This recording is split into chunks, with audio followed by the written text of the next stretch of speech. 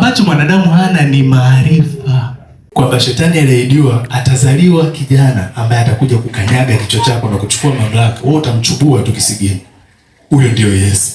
Kwa hiyo Mungu alipoangalia akasema, mimi ni Mungu, hawa ni wanadamu. Mimi ni msafi mtakatifu, hawa ni wanadhambi. Hapa nilipo ni mbinguni, wao wapo duniani. Nafanyaje? Akasema huko kwenye uchafu wao ninafanyaje? Ninakuja. Huko kwenye uchafu wao walipoanguka nafanyaje?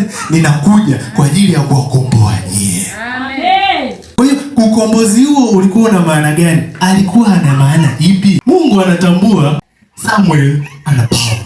Anatambua Ezekiel ana power. Wote mlikuwepo hapa mna nguvu. Ila nguvu pasipo maarifa ni kazi. Kwa hajampa mwanadamu tena nguvu kwa sababu mwanadamu tayari nguvu anayo.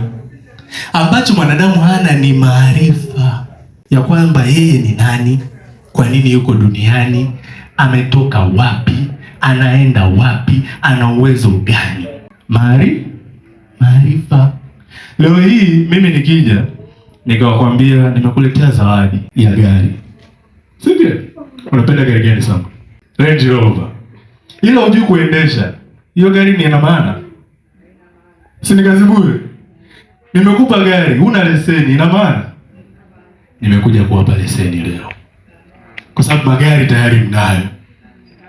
Ambacho hamna ni mafundisho ya kuyaendesha hayo magari.